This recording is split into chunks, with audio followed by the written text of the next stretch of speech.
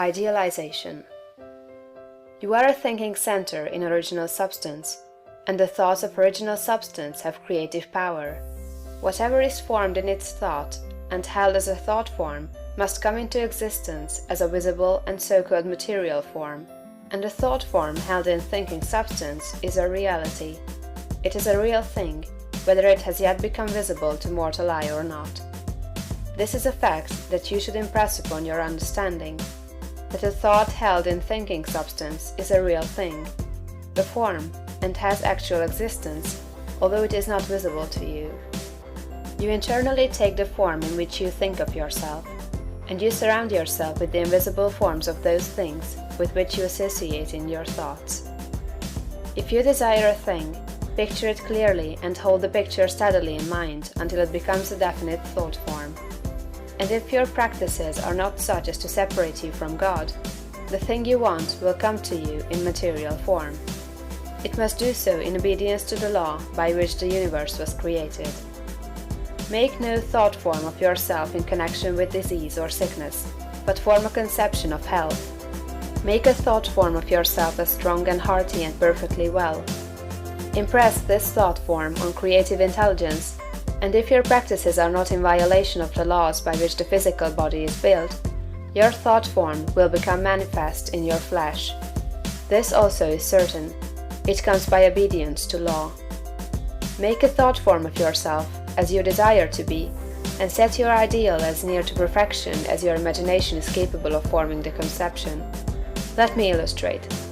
If a young law student wishes to become great, let him picture himself, while attending to the viewpoint, consecration, and identification as previously directed, as a great lawyer, pleading his case with matchless eloquence and power before the judge and jury, as having an unlimited command of truth, of knowledge, and of wisdom. Let him picture himself as the great lawyer in every possible situation and contingency. While he is still only the student, in all circumstances let him never forget or fail to be the great lawyer in his thought form of himself. As the thought form grows more definite and habitual in his mind, the creative energies, both within and without, are set at work.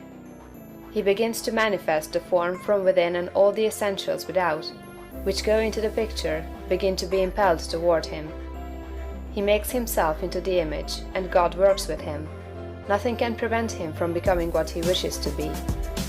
In the same general way, the musical student pictures himself as performing perfect harmonies, and as delighting vast audiences.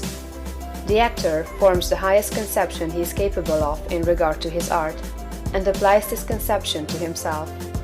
The farmer and the mechanic do exactly the same thing. Fix upon your ideal of what you wish to make of yourself. Consider well and be sure that you make the right choice. That is, the one that will be the most satisfactory to you in a general way. Do not pay too much attention to the advice and suggestions of those around you. Do not believe that anyone can know, better than yourself, what is right for you. Listen to what others have to say, but always form your own conclusions. Do not let other people decide what you are to be. Be what you feel that you want to be. Do not be misled by a false notion of obligation or duty. You can owe no possible obligation or duty to others that should prevent you from making the most of yourself. Be true to yourself, and you cannot then be false to any man.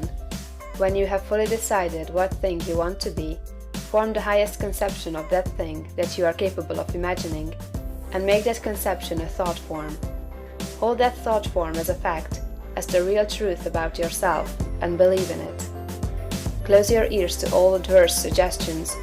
Never mind if people call you a fool or a dreamer. Dream on. Remember that Bonaparte, the half-starved lieutenant, always saw himself as the general of armies and the master of France, and he became in outward realization what he held himself to be in mind. So likewise will you. Attend carefully to all that has been said in the preceding chapters, and act as directed in the following ones, and you will become what you want to be.